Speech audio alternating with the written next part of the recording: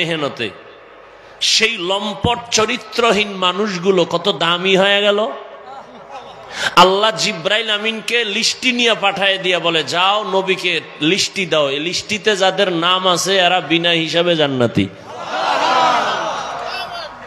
তাহলে এই নবীজির 13 বছর মেহনতের ফলে বলেন তো জান্নাতের যে টিকিট পাইলেন, সেই জাহান্নামী মানুষগুলো জান্নাতের টিকিট পেয়ে গেলেন দুনিয়াতেই, নবীজির ছোঁয়া পাইছে। এই তো বলেন তো নবীজে এদেরকে এই সমাজকে সুন্দর করলেন, গালি দিছেন কতটা বলেন?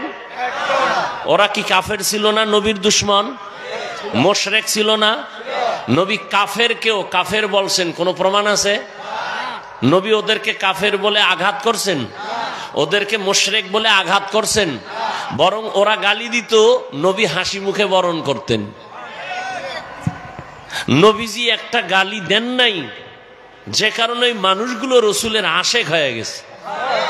যে এই লোকটারে এত গালি দেই, সে গালির জবাব দেয় না, তাহলে এই লোকটা আসলে খারাপ না, এই লোকটা আসলে খারাপ না। আবু জাহিল্লা ঘুরে আর কয় মোহাম্মদ তো পাগল হয়ে গেছে। যারা জীবনে মোহাম্মদের কাছে যায় না, ওরা কয় এত ভালো মানুষটারে পাগল কয় কেন, তো একবার দেখতে যাই। যখনই দেখতে গেছে, চেহারা দেখেই কালেমা পড়ছে।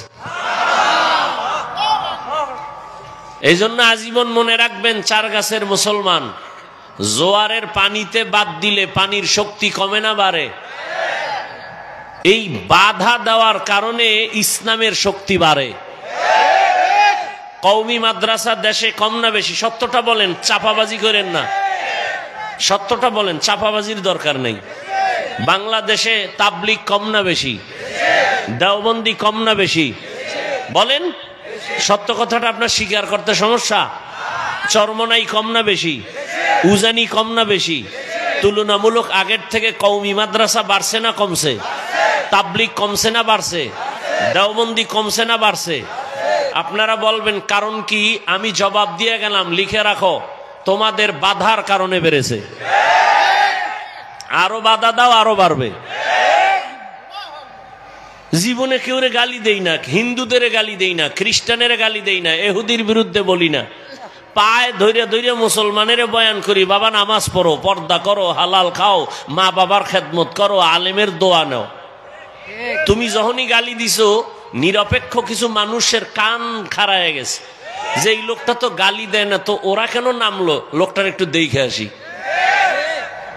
রসুলের আদর্শ ছাড়া এই জমিনে কোনোদিন সফলতা আসবে না। তাবলিগ বেড়েছে কেন? এরা গালি দেয় না, গালি শুনে। দেওবন্দিরা গালি দেয় না, গালি শুনে। গালি না দিয়া গালি শোনার আদর্শ কার? রসুলের। কার আদর্শ? রসুলের। তুমি গালি দাও, আমার গালি দেওয়ার দরকার নাই। আমি যদি আবার পাল্টা গালি দেই, তো আল্লাহ কি করবে? আমগো বিচার আল্লাহর কাছে, আল্লাহর ফয়সালা। আমরা বিচারও দেই না, বরদোয়াও করি না, হেদায়াতের দোয়া করি। এই সরকার পতনের পরে আমাদের ওলামায়ে কেরামের কনফারেন্স হয়েছে ঢাকাতে।